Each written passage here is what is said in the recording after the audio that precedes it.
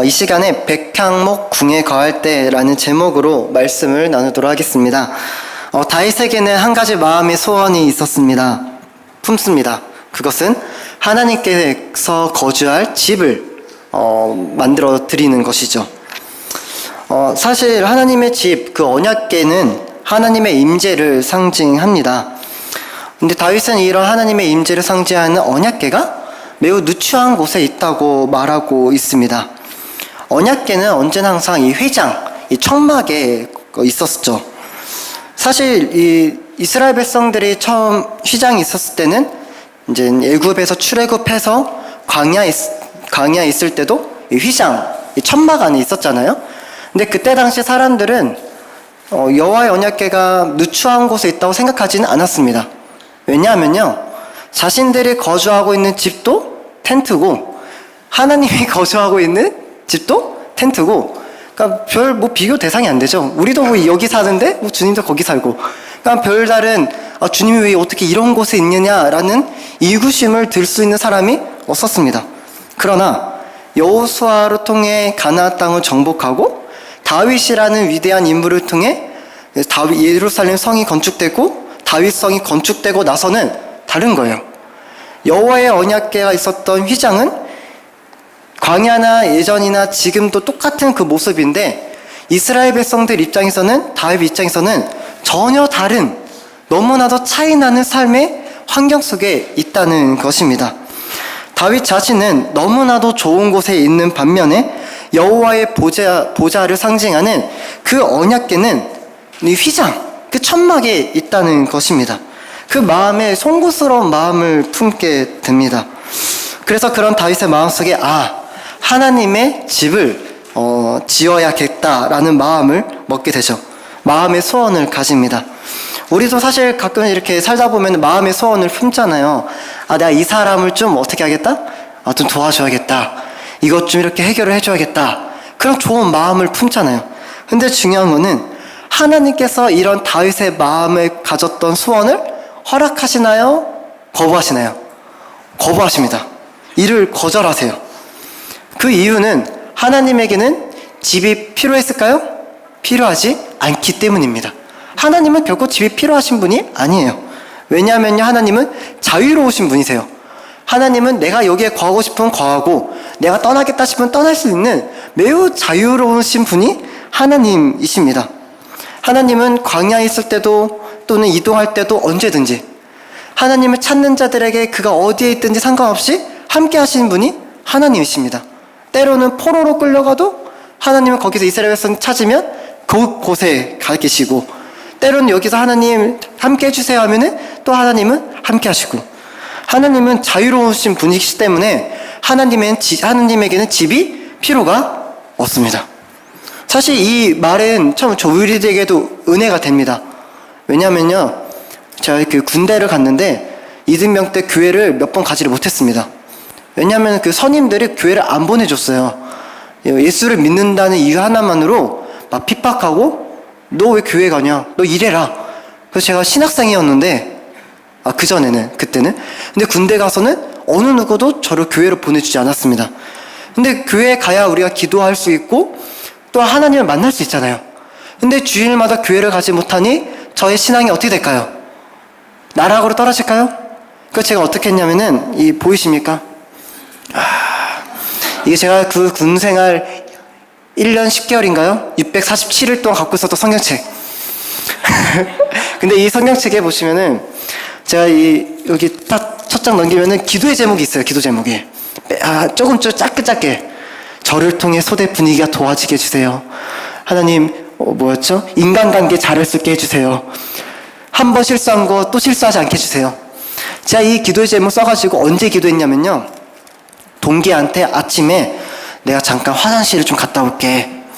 그리고 이 성경책을 들고 화장실을 가서 기도를 하는 거예요. 하나님, 저를 통해 소재 분위기를 조용해주세요. 기도할 말씀 쉬지 않게 해주세요. 동기와 선임들 사이좋게 지내세요. 빨리 다다다다다다. 그리고는 그 자리에서 기도하고, 하나님 오늘 하루도 도와주세요. 오래 있다 가면 혼나거든요. 너 왜 이렇게 늦게 오냐? 잘 봐요. 우리 하나님은 어떠한 곳에, 정해진 곳에 가야지만 계시는 분이 아니라 내가 구하는 그 자리 가운데 하나님이 찾아오시고 함께 하시는 분이십니다. 근데 근데 중요한 것은 이렇게 하나님은 자유롭게 자신을 찾는 자들에게 함께 하시는데, 지금 오늘날이나 그때 다윗 시대나 동일하신 하나님이라는 사실이에요. 그렇기 때문에 하나님은 집이 필요할까요? 필요하지 않을까요? 필요하지 않습니다. 자신을 찾는 자들에게 언제든지 하나님은 가질 수 있는 분이시기 때문입니다. 그래서 하나님은 이렇게 다윗에게 말해요. 4절에서 가서 내 종 다윗에게 말하기를 여호와의 말씀이 너는 내가 거할 집을 건축하지 말라. 딱 잘라 말씀하십니다. 그리고는 그 이후에 5절과 6절에서 이렇게 말씀하십니다. 내가 언제 집 지어 달라고 했니? 내가 언제 백향목 같은 그런 집을 지어달라고 내가 사사들에게 언제 말했고 내가 너에게 언제 말한 적 있어? 왜 그런 일을 하는 거야? 막 거절하십니다. 막 말씀하세요. 우리는 이 부분을 읽으면 이렇게 생각합니다. 아, 다윗이 뭔가 잘못했구나. 그래, 하나님을 제대로 알고 말을 해야지. 다윗이 뭐길래 감히 자유로우신 하나님한테 쓸데없이 한 곳을 정해놓고 감히 다윗이 뭐길래. 우리는 이렇게 다윗의 모습을 판단할 수가 있습니다. 맞아요. 하나님에겐 집이 필요 없잖아요. 사실 하나님한테 물었나요? 나단에게 말했지. 하나님, 제가 하나님께 집을 지어드리겠다고 묻지도 않았습니다. 얼핏 보면은 다윗이 너무 인간적인 생각을 한 것도 맞아 보입니다. 그런데 너무나도 이상한 건요, 8절부터 그리고 15절까지 하나님은 그런 다윗에게 엄청난 축복을 약속하신다는 사실입니다. 8절에서는 내가 어디로 가든지 내가 너와 함께 하겠다. 세상에서 존귀한 자들의 이름같이 내가 너의 이름을 만들어 주겠다. 너를 위해 한 왕조를 세워주겠다. 내 씨 왕 아들 중에 하나를 세워 그 나라를 견고하게 하겠다. 나를 위하여 건축하겠다 했던 그 집 건축하게 해주겠다. 무슨 축복과 약속을 그렇게 퍼붓고 계실까요? 사실 이 8절과 이 15절을 뭐라 표현하냐면은 다윗 언약이라 합니다. 사무엘하 7장과 역대상 17장은 다윗 언약이라고 우리는 말을 해요. 하나님은 왜 건축하지 마라! 왜 너 쓸데없는 짓 해? 혼내놓고는 왜 갑자기 그런 중요한 약속과 언약을 퍼붓고 계시는 것일까요? 사실은 언약이라는 것은 처음 쓰인 것이 노아 때 쓰이거든요.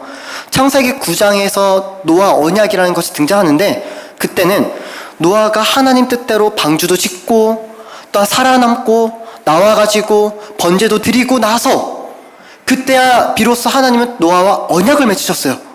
매우 자연스러워 보이잖아요. 하나님 뜻대로 살아갔고 그 마음에 순종했고 번제도 드리고, 또한 그 다음 언제 등장하냐면은 창세기 15장에 등장합니다. 아브라함과 언약을 맺으세요. 횃불 언약. 많이 들어보셨죠? 쪼갠 고기 사이에 하나님의 횃불이 지나가면서 그 언약을 이루시는데, 그때 타이밍은 아브라함에게 씨가 없는 아브라함에게 내가 너에게 씨를 주겠다. 내 아들 줄 거야. 그 말은 아브라함이 여호와를 믿으니 여호와께서 그에게 의롭게 여기시고, 그러니까 하나님을 잘 믿어서 하나님을 잘 믿었기 때문에 하나님은 아브라함에게 언약을 맺으셨어요. 그런데 이 다윗 언약은 지금 잘하는 게 있어 보입니까? 하나님 집 지어줄게요. 너 집 짓지 말라니까. 왜 너 쓸데없이 나 잘 알지도 못하면서 집 지어주겠다고 말을 하는 거야. 이 본문의 흐름상에 보면은 그 놀라운 언약을 맺을 만큼의 그 다윗이 잘한 것이 보이나요? 안 보이나요? 안 보입니다. 그런데 신기한 것은 그런 다윗에게 하나님은 언약을 맺고 있다는 사실이에요. 만약에 다윗이 승승장구하고 하나님, 이 모든 것이 하나님께서 베푸신 은혜입니다. 모든 것을 하나님께 영광을 돌립니다. 라고 이렇게 말을 하고 나서 그래 다윗아, 내가 너에게 언약을 맺어줄게 하면은 매우 자연스럽잖아요.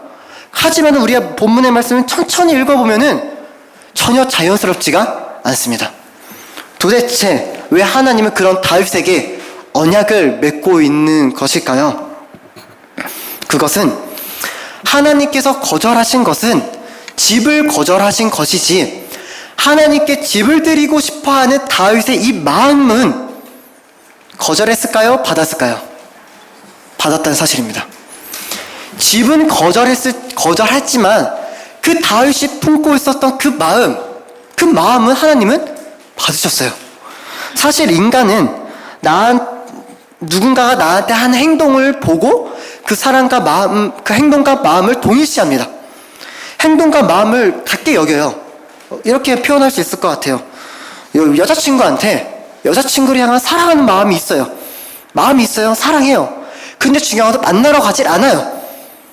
그럼 여자친구가 너 정말 나 사랑하냐?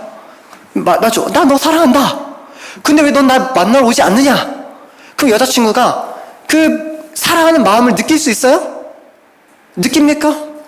못 느끼죠. 너의 마음은 가짜다. 왜냐면요, 너가 그렇게 행동하지 않기 때문에. 인간은 그 사람의 행동을 그 사람의 마음이라 여겨요. 너가 나한테 이렇게 행동한 것은 너가 나에게 이런 마음을 갖고 있기 때문에 이렇게 행동한 거야. 인간은 그렇게 인식하고 생각합니다. 왜 너 나한테 그렇게밖에 해줄 수 없어? 내가 이거 싫어한다고 말했잖아. 왜 싫어할 행동을 똑같이 해? 그 말은 너는 나에게 이미 마음을 떠났다. 넌 나에게 마음 없는 거야. 라고 한 번에 뭐예요? 딱 정합니다. 그런데 중요한 거는 우리 하나님은 인간과 달라서 뭐라 표현하니까 사무엘상 16장 7절에 내가 보는 것은 사람과 같지 아니하니 사람은 외모를 보거니와 나 여호와는 무엇을 봐요? 중심, 그 마음을 보십니다. 하나님께서 다윗에게 본 것은 그 마음이었어요. 집을 지어드리고 싶어하는 그 마음. 비록 집을 짓겠다는 그것은 하나님의 뜻과 생각과 달라서 거절하셨을지라도 다윗이 품고 있었던 그 마음만큼은 하나님은 받았다는 사실입니다. 하나님은 그 다윗의 마음을 보시고 그에게 언약을 맺으시고 축복하십니다. 다윗이 가지고 있었던 마음은 어떤 마음이었을까요? 우리가 그 마음을 좀 살펴봐야 합니다. 그것은 1절이죠. 1절. 나단에게 이르되 나는 백향목 궁에 거주하거늘 여호와의 언약궤는 휘장 아래에 있도다. 하나님을 생각하는 마음이 그에게는 있었습니다. 하나님을 위하는 마음이 그에게 있었죠. 우린 이 부분을 쉽게 이렇게 지나쳐서는 안 돼요. 그런데 우리는 이렇게 쉽게 지나쳐요. 어떤 생각을 가지고 지나치냐 하냐면은 우리 말씀을 통해 좀 살펴봤으면 좋겠습니다. 이렇게 생각하죠. 다윗이 궁전에 거주하니까 당연히 평안하게 사니까 잘 됐으니까 하나님을 위해서 그 정도 할 수 있다고 생각하는 것은 당연한 것이 아닐까. 잘 되니까, 잘 풀렸으니까 하나님을 위해서 생각할 수 있지 않을까. 사실 잘 풀렸다고 하나님 생각할 수 있을까요? 다윗이 밧세바와 동침하는 죄를 범하잖아요. 그 죄의 시작점은 어디냐면요, 저녁 때에 다윗이 그의 침상에 일어나 왕궁 옥상에 거닐다가 다른 사람들 다 전쟁 싸러 나갔는데 그는 평안하게 매우 안정되게 그 옥상에서 거닐다가, 어떻게 거닐어요? 뭐 힘들게 거닐었을까요? 그 옥상에서? 가끔씩 옥상 올라가십니까? 가끔씩 저 옥상 올라가면 평안해요.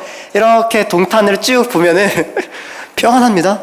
다윗이 평안할 때 그가 저지른 것은 매우 심각한 범죄였습니다. 사람은 평안할 때 하나님을 잘 섬길 수 있을 것 같이 여기지만 어려워요. 오히려 내 삶이 안정되고 평안해지면 하나님을 위해서 뭔가 하기보다는 어떻게 이 남아있는 에너지와 평안한 여유를 내 만족을 위해 사용할 수 있을까라고 생각합니다. 자유로운 시간을 하나님 안에서 하나님을 위해서 보내는 것은 매우 높은 신앙을 요구합니다. 사실 너무나도 쪼달리게 힘들게 살아가면 어느 정도 여유가 필요해요. 하지만 다윗처럼 모든 여유, 평화로운 삶이 쫙 열려있는 상태에서 하나님을 생각하기라는 쉽지 않습니다. 요즘에는 마귀의 전략이 바뀌었대요. 마귀의 전략이. 이 초대교회에는 막 신앙 지키고 막 주를 위해 헌신하며 신앙의 절개를 지킨 사람들한테는 너 예수를 믿을래? 너 그 죽인다. 핍박하고, 어떡해요? 사자굴 던지고 십자가에 못 박히고 막 하는데 너 예수 믿으면 이렇게 할 거야 하는데 오늘날 그렇게 안 해요. 마귀의 전략을 평안하게 듭니다. 매우 그냥 너 살고 싶은 대로 자유롭게 살아라. 그러면 인간은 이 자유로움 속에서 하나님을 찾기보다는 누굴 찾아요? 여유로운 내 자신을 찾아요.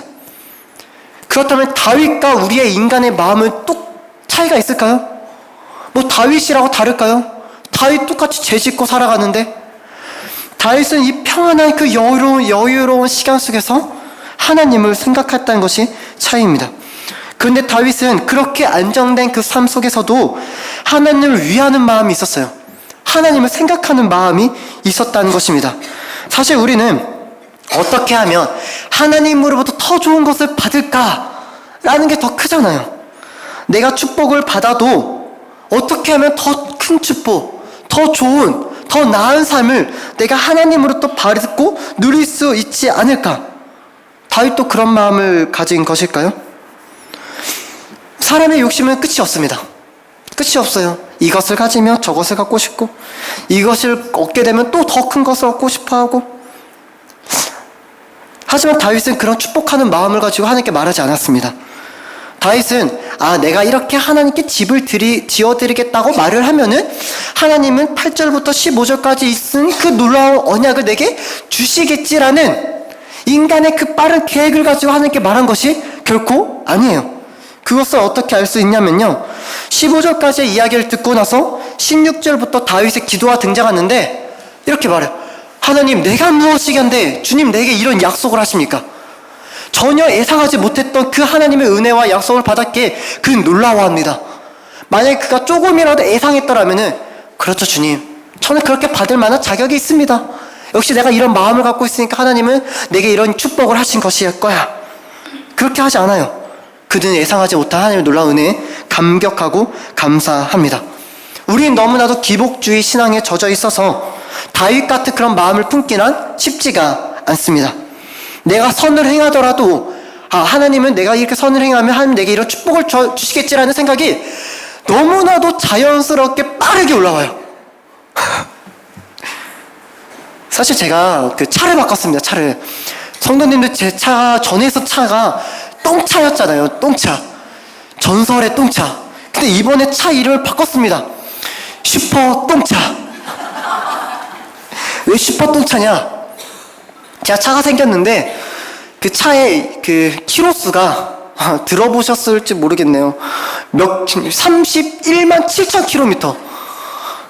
31만 7천 킬로미터를 타고 계시는 분이 계십니까? 있다라면 제가 겸손하게 말할게요. 있어요? 안 계시죠? 그럼 제가 자신있게 말하겠습니다. 제 차의 키로수는 31만 7천 킬로미터. 주여. 근데 제가 받았어요. 또 하나님이 주셨죠.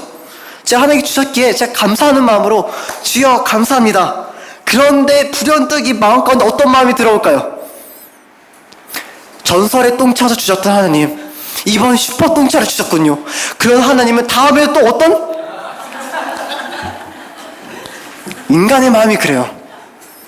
저희 어머니께서 그러면 다음에는 어떤 차를 주실까? 이게 그 어떤 차의 기준은 뭔데요? 내가 만족할 수 있을 만한 거? 다른 사람이 보기에 이번 더 좋은 차 뽑았구나, 그것을 주신 것을 내가 기대하는 마음이 과연 옳은 마음일까요?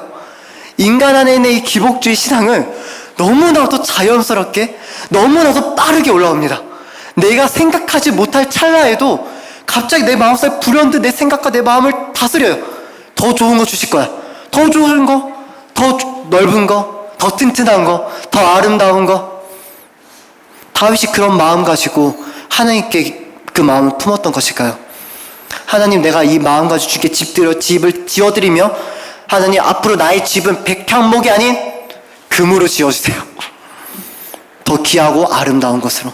다윗이 그런 마음 가지고 한 것일까요? 아니라는 사실입니다. 다윗은 정말 순전하게 하나님을 위하여, 하나님을 생각하는 마음으로 그 마음으로 그렇게 고백했다는 사실입니다. 무언가를 받기 위해서가 아니었어요. 이렇게 하면 사람들이 인정해 주겠지, 더 알아주겠지라는 마음으로 한 것이 아닙니다. 인간의 그 빠른 계산 속에서 나오는 것이 아니었어요. 골리앗과의 싸움에서도 살펴볼 수가 있습니다. 왜 싸웠죠? 내가 골리앗이 무너뜨리면 사울 왕이 날 인정해 주니까. 나를 무시했던 형들, 너 왜 왔어? 그렇게 무시했던 형들한테 나 이런 사람이야, 나 봤지? 내가 그 형들을 무시하는 그 양치기였지만 내가 그 속에서 얼마나 엄청난 힘과 능력을 길렀는데 나 무시하지 마. 그런 마음 가지고 골리앗과 싸웠나요? 아니었어요. 그가 골리앗과 싸운 이유는 단 한 가지였습니다. 만군의 여호와 이름을 모욕했기 때문에. 다윗은 어릴 적부터 그가 왕으로 있는 그때까지 순전하게, 순진하게 순박하게 하나님을 위하는 마음, 하나님을 생각하는 마음이 있었습니다. 다윗에게는 그 어떤 이익이 내게 주어지지 아니할지라도, 어느 누구가 내게 인정해 주지 아니할지라도 그 하나님을 위해서 그 마음이 있었다는 사실입니다. 어떻게 다윗이 그런 마음을 가질 수 있었을까요?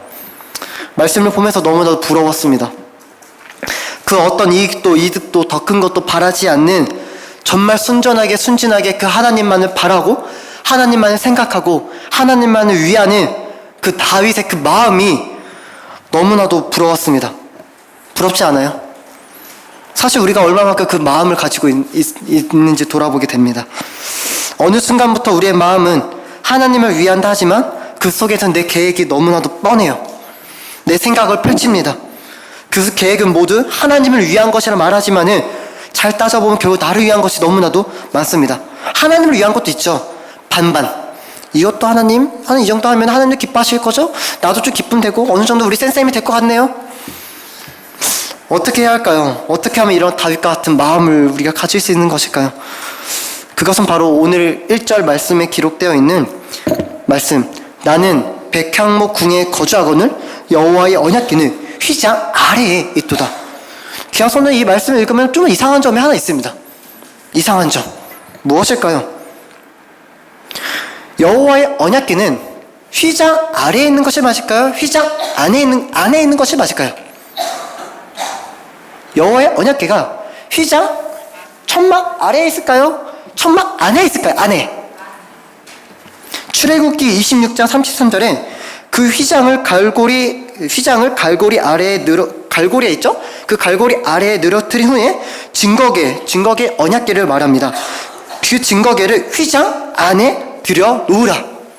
언약궤의 위치는 휘장 안에 있어야 해요. 근데 다윗은 언약궤가 어디에 있대요? 지금? 휘장 아래에 있대요. 이게 무슨 말이죠? 이 아래를 뜻하는 히브리어 타하트라는 말은 전치사인데요, 특정한 장소, 위치 아래에 있음을 의미합니다. 다윗이 언약궤를, 법궤를 갖고 오잖아요. 그리고 다윗성 안에 둡니다. 다윗은 궁전 안에 살고 있었어요. 그가 몇 층 높이인지 알지 못하지만 자신의 궁전은 분명 좀 더 높았을 거예요. 왜냐? 옥상이 있다는 것을 우리는 알 수 있기 때문이죠. 다윗이 옥상과 창문에서 내려다 보면 무엇이 보여요? 휘장이 보여요. 다윗이 그 높은 위치에 보면은, 자신의 집에서 보면은 예루살렘 성이 다 보이겠죠. 왕이니까 설마 이스라엘 왕인데 궁전을 약하게 지었을까요? 분명히 이렇게 높게 지었을 거예요. 그러니까 높이서 보면은 바로 앞에 뭐가 보여요? 여호와의 언약궤가 휘장 아래에 있는 것이 보입니다. 자신은 왕의 자리에서 너무나 높은 곳을 다 보고 있는데 여호와의 언약궤는 자신이 보는 그 눈 아래에 있는 거예요. 다윗의 마음에 어떤 마음이 들었을까요? 진정한 이스라엘 왕은 하나님이신데 내가 하나님보다 더 높은 자리에서 하나님을 본다는 그 자체가 그의 마음에는 찔림이고 부담감이었어요. 어떻게 감히 내가 하나님의 나를 이 자리 가운데 높이셨는데 내가 어떻게 하나님의 높은 이 자리 가운데 이 여유롭고 그 좋은 곳에 내가 살 수 있단 말인가? 이것이 다윗이 마음 가운데 품고 있었던 생각이었습니다. 이스라엘의 진정한 왕은 내가 아닌 하나님인데 내가 어떻게 감히 하나님보다 더 좋은, 더 높은 곳에서 감히 하나님을 아래로 볼 수 있단 말인가? 안 되겠다. 내가 하나님을 위한 집을 지어드리겠다. 왜냐면요, 이스라엘 왕은 내가 아닌 누구기 때문에? 하나님이기 때문에. 그게 다윗이 마음에 품고 있었던 마음이었습니다. 그렇기 때문에 하나님은 그런 다윗의 마음을 아시기에 8절부터 15절까지 내가 너 왕의 자리 지켜줄게. 내가 너희 왕이 영원히 보존시켜줄게. 내가 성전 짓게 해줄게. 왜냐면요, 그 마음에는 하나님 당신이 왕이십니다라는 그 고백을 하나님은 받았기 때문입니다. 우리의 고백에 어떤 고백이 필요할까요? 하나님이 당신 내 왕이십니다. 내 주인이세요. 내 전부 되십니다. 내 기쁨 되십니다. 그것이 다윗의 마음에 품고 있었던 것입니다. 그렇다면 우리는 조금이라도 그 마음을 닮아갈 수 있을 것 같습니다. 또한 우리 또한 그 마음이 너무나도 필요합니다. 과연 우리 삶 가운데 하나님을 주인으로, 하나님을 왕으로 모시는 것이 얼마만큼이나 있는 것일까요? 그 말의 의미는 내 생각과 내 마음이 환경에 요동하지 않고 하나님의 주권 앞에 엎드리는 것을 의미합니다. 주님의 뜻이라면 이루어지게 해주세요. 주님 뜻대로 해주세요. 주님이 왕이시기 때문이죠. 제가 월요일날 있었던 일입니다. 월요일날 이 슈퍼똥차를 이렇게 아침에 수영을 하려고 막 가다가 5분 정도 운행을 했는데 신호등이 딱 섰어요. 그랬더니 옆에 있는 아줌마가 막 저를 부르는 것 같아요. 그래서 제가 왜 날 부르지? 하고 뺀멜로를 창문을 쭉 내렸죠. 그랬더니 하신 말씀이 타이어가 빵꾸 났어요. 제가 이 타이어를 새 걸로 갈았거든요. 타이어가 빵꾸 났어요. 그 순간 마음이 팍 내려놓고 차를 세웠는데 확인해 보니 앞바퀴 타이어에 바퀴가 다 빠진 거예요. 제 마음이 어땠을까요? 내가 얼마 갈지 않았는데 새 건데 순간 짜증이 팍 나는 거예요. 그 차를 세워놓고 어떻게 할까 하다가 근처에 있는 카센터로 타이어집으로 빵꾸난 차를 끌고 가져갔어요. 저는 이게 얼마나 심각한 일이 발생할지 몰랐습니다. 그래서 갔더니 아직 문이 열지 않았는데 그 주인이 나타났어요. 제가 타이어가 빵꾸 난 것 같아요. 좀 빵꾸 난 것 같네요. 근데 제가 타이어를 빵꾸 난 상태에서 끌고 왔어요. 그때 그분이 하신 말씀이 타이어를 끌고 왔다고요? 견인한 게 아니고? 왜요? 타이어가 빵꾸, 이거 상식인데요. 타이어가 빵꾸 나면은 견인을 해야 합니다. 왜냐면 차의 무게가 그 타이어에 다 실려요. 그 타이어 고무기 때문에 그 고무가 다 찢어진대요. 산지 얼마 안 되는데. 제가 그 이야기를 듣고 아직 가게가 오픈하지 않았기 때문에 집에 돌아왔습니다. 근데 타이어 한쪽 바퀴가 바꾸게 되면은 그 두 개를 같이 갈아야 돼요. 근데 그 비용이 얼마인 줄 아십니까? 제가 너무나 마음이 화가 나고 짜증이 막 나는 거예요. 그런 저에게 제가 어떤 고백했냐? 그렇죠, 주님. 주님이 왕이신데 이 차를 주신 것도 하나님이신데 주님 주신 것도 하나님이시고 고치게 하신 것도 하나님이시라면은 제가 인정할 수 있도록 도와주세요. 제가 그 마음을 가지고 만약 그 마음이 하나님을 왕으로 모시는 마음이 없었더라면은 저는 분하고 짜증냈을 거예요. 하나님 어떻게 내 차를 왜 내가 확인을 못했지?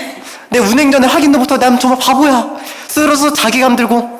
근데 중요한 거는 하나님을 왕으로 고백하면 그 자유함이 있습니다. 그래서 제가 찾아갔죠. 다행히 우리 하나님께서 감사하게도 빵꾸 난 것도 아니고 타이어 상태가 고장난 것도 아니고 15,000원 기쁜 마음으로 제가 딱 내고 나왔습니다. 귀한 성도님, 무엇을 말하냐면요, 욥은 그 고난 속에서 주신 것도 하나님, 취하신 것도 하나님, 모든 만물은 주로 말미암고 주에게로 나오고 주로 나오고 주로 말미암고 주에게로 다 돌아가는 그 놀라운 하나님의 주인 앞에서 과연 우리들의 삶의 태도는 너무나도 나 중심이라는 사실입니다. 내게 주어진 것이 있다면 그것은 하나님의 은혜죠. 결코 다윗이 하나님께 받은 은혜와 결코 내가 하나님께 받은 은혜는 비교했을 때 내가 받은 은혜는 작지 않습니다. 다윗과 맺은 언약은 이미 내가 얻은 언약이고요. 또한 지금도 여전히 하나님 나와 언약 맺으시고 함께 하시기 때문입니다. 귀한 성도님, 과연 나는 얼마만큼이나 우리의 삶 가운데 주님을 왕으로, 주인으로 고백하며 인정하며 내어드리며 맡기며 내가 처해 있는 환경과 상황 속에서조차도 주님께 드리고 있습니까? 드릴 때, 맡길 때 내가 평안하고 그 마음을 하나님 받으십니다. 내 마음이 평안치 못하다 할지라도 하나님 앞에 그 마음을 내려놓는 그 통회하는 마음을 하나님은 받으신다는 거예요. 내 모습, 그 마음의 중심을 하나님이 보시기 때문입니다. 사람은 내 외모를 보지만, 내 형편을 보지만 하나님은 마음을 보십니다. 내 마음이 하나님 보시기에 순전하고 하나님 보시기에 그래, 그 마음 내가 받겠다, 그 마음이 귀한 성도님들 가운데 가득가득 넘치시기를 주님의 이름으로 가득가득 넘치시기를 소망합니다. 아멘. 우리 함께 기도했으면 좋겠습니다.